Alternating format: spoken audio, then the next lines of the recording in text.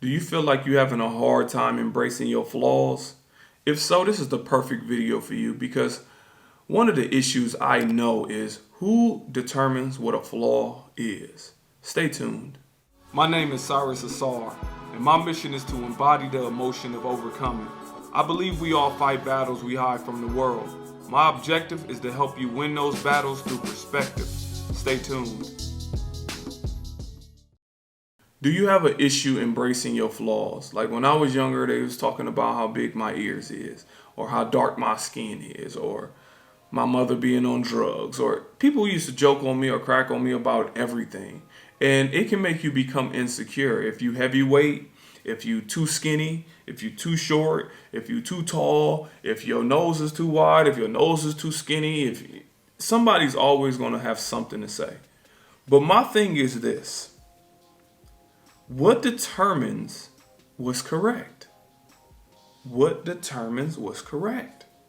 If you say my nose is too wide, or your nose is too skinny, or my ears is too big, or it's too small, who's to say that's what's right or wrong? Because if you look at times, at this period of time, somebody said this is the perfect woman.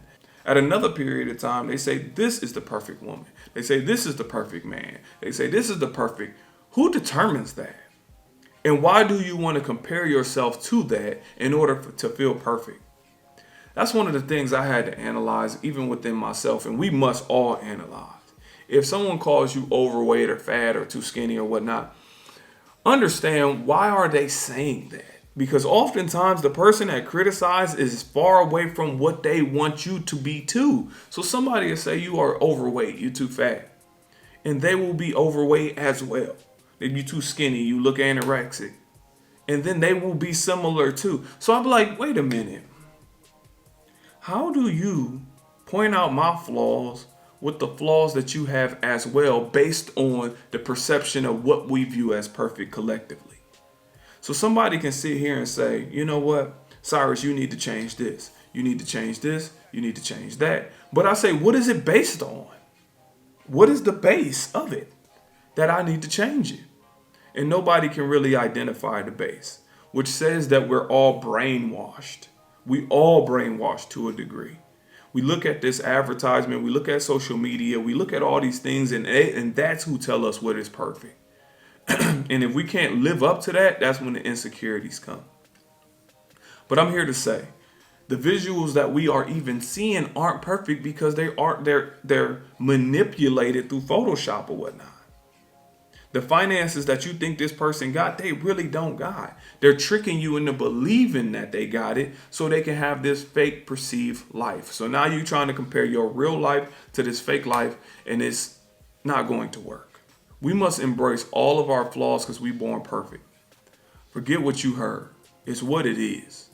So you look at this person that may be born deaf, and we can say, oh, that's crazy, man, that's horrible, whatever. And then they become great at whatever they want to do, whether it's art or whatever. If you just look at this person and say they're born blind, oh man, this is hard, blah, blah, blah, I can't believe it. And they end up becoming some of the best musicians of all time. So we are all born perfect. We have to embrace who we are and give ourselves to the world in the purest form. If you are overweight, if you are skinny, if you are too tall or too small, embrace who you are.